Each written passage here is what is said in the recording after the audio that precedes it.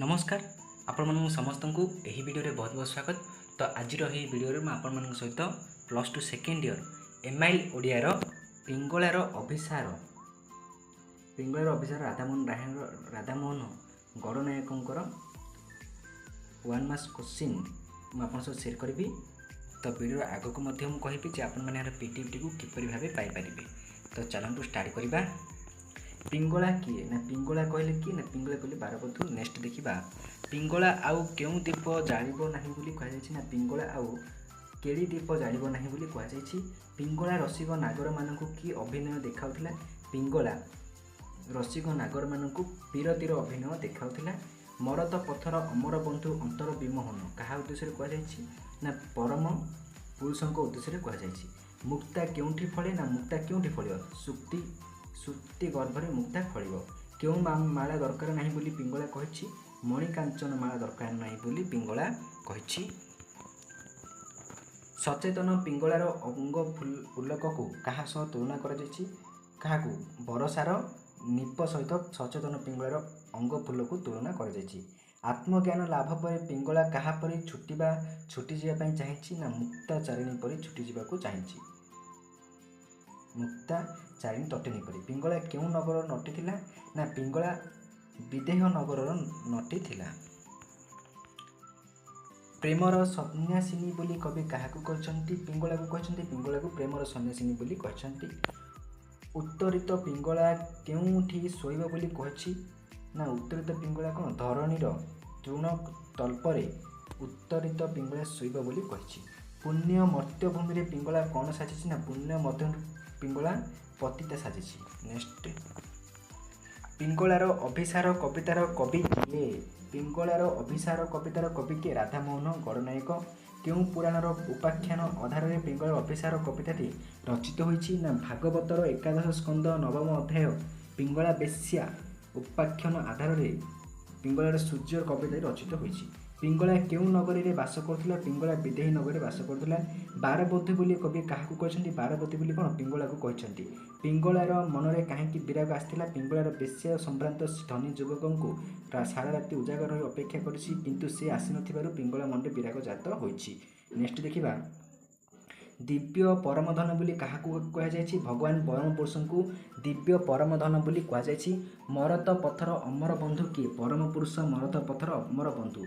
पिंगलार पंकिल जीवन में कौन फुटुची पिंगलार पंकिल जीवन में शतदल प्रस्फुटित होईछि। पिंगलार कहीं धन संपद लोड़ा नहीं बोली कही। मो प्राणनाथ छंती पासी मुहि न देखी गोई पशे तेणु धन संपत्ति सकल प्राचुर्य रूप जौवन लोड़ा नहीं बोली कौन कही। रसिक नागर माने आउ कहीं पिंगला पाखक आसबे नहीं बोली कहुई ना पिंगला भिन्न पथर पानी हो जाइछि से आउ बेश्या नुहे तेणु रसिक नागर को न आसवाई पिंगला कही। मधुर लग्न रे आकाश रे किए हसुथिले मधुर लग्न रे आकाश रे कौन इंदु हसुथिले।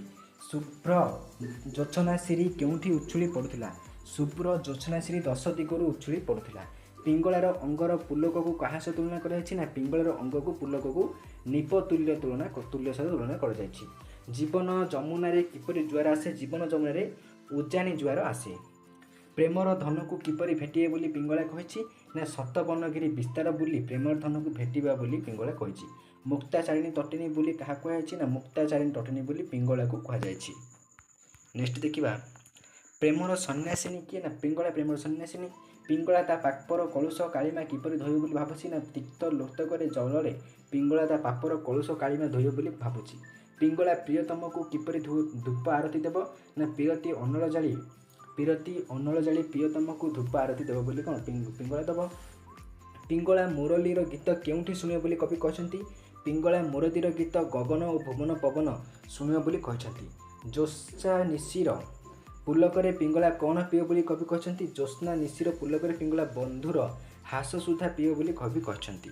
नेक्स्ट देखिबा प्रेम पागलिनी पिंगला कौन भूली बोली कह रही ना प्रेम पागलिनी पिंगला आशार प्रेम को भूली जावा कथा कही। सचेतन पिंगला क्योंठी आनंद शोपार बोली कहुई सचेतन पिंगला तृण कल्पल भरसे आनंद शोपार बोली कही। कहार स्वप्न देखी पिंगला आनंद आखि बुझे बोली कहुई ना बंधुर स्वप्न देखी पिंगला आनंद आखि बुझे बोली कहुई। पिंगलार स्वप्न देखी आखि बुझिया बेले क्यों माने ସାକ୍ଷୀ ରହିଥିବେ? ନା ପିଙ୍ଗଳାର ସ୍ୱପ୍ନ ମଳନ ଚନ୍ଦ୍ର ତପନ ଗଗନ ଭୁମନ ଇତ୍ୟାଦି ସାକ୍ଷୀ ରହିଥିବ ବୋଲି କ'ଣ ପିଙ୍ଗଳା ସ୍ୱପ୍ନ ଦେଖି ଆଖି ବୁଜିଲା ବେଳେ ଏ ସବୁ ମାନେ କିଏ ଚନ୍ଦ୍ର ତପନ ଗଗନ ଭୁମନ ଆଦି ମାନେ ସାକ୍ଷୀ ରହିବେ ବୋଲି ସେ କହିଛନ୍ତି। ସରଗର ଅମର କନ୍ୟା ବୋଲି କବି କାହାକୁ କହିଛନ୍ତି? ନା ସରଗର ଅମର କନ୍ୟା ବୋଲି କବି ପିଙ୍ଗଳାକୁ କହିଛନ୍ତି।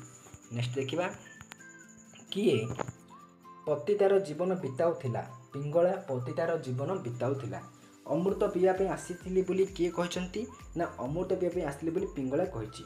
ମଧୁର ମୁରଳୀର ଧ୍ୱନିରେ କିଏ ପିଙ୍ଗଳାକୁ ଡାକୁଥିଲେ? ମଧୁର ମୁରଳୀ ଧ୍ୱନିରେ ଶ୍ରୀକୃଷ୍ଣ ପିଙ୍ଗଳାକୁ ଡାକୁଥିଲେ। ପତି ପାବନ ବନ୍ଧୁ ବୋଲି କାହାକୁ କହିଛନ୍ତି? ନା ପତି ପାବନ ବନ୍ଧୁ ବୋଲି ବିଶ୍ୱପରଶମଣି ବୋଲି କବି କହିଛନ୍ତି। ନେକ୍ସଟ ଦେଖିବା, ବିଶ୍ୱପରଶମଣି କାହାକୁ କୁହାଯାଇଛି? ନା ବିଶ୍ୱପରଶମଣି ପତିତ ପାବନ ଭଗବାନଙ୍କୁ କୁହାଯାଇଛି। ପତିତ ପାବନ ପୁଣ୍ୟ ସ୍ପର୍ଶରେ ପିଙ୍ଗଳାର କ'ଣ ହେବ ବୋଲି କୁହାଯାଇଛି? ନା ପତିତ ପାବନ ପୁଣ୍ୟ ସ୍ପର୍ଶରେ ପିଙ୍ଗଳାର ଅଙ୍ଗ ଅମୃତରେ ମଣ୍ଡିତ ହେବ ବୋଲି କୁହାଯାଇଛି। ବିଦାୟ ବେଳାରେ ପିଙ୍ଗଳା ବିଦେହୀବାସୀଙ୍କୁ କ'ଣ ଭୁଲିଯିବା ପାଇଁ ଅନୁରୋଧ କରିଛି? ନା ବିଦାୟ ବେଳାରେ ପିଙ୍ଗଳା ବିଦେହୀବାସୀଙ୍କୁ ମୋତେ ଭୁଲିଯିବା ପାଇଁ ଅନୁରୋଧ କରିଛି। ତ ଇଏ ଥିଲା ପିଙ୍ଗଳାର ଅଭିସାର। ତ ଆର ନେକ୍ସଟ ଆମେ ବାର୍ତ୍ତା ସଂସ୍ଥାନ ରାଉତରାୟଙ୍କ ଉପରେ ମୁଁ ଭିଡ଼ିଓ ଆଣିବି। ତ ଏହିପରି ଭିଡ଼ିଓ ପାଇଁ ଆପଣ ଚ୍ୟାନେଲ ଯୋଡ଼ି ଯାଆନ୍ତୁ। ଆଉ ଯଦି ଆପଣ ଏଇଟା PDF ଚାହାନ୍ତି ତା ଡେସ୍କ୍ରିପ୍ସନରେ ଆମର ଟେଲିଗ୍ରାମ ଲିଙ୍କ୍ ଅଛି, ସେଥିରେ ଆପଣ ଜଏନ୍ ହୁଅନ୍ତୁ, ଆପଣମାନଙ୍କୁ ଏହାର PDF ମିଳିଯିବ। ତ thank you to all for watching this video.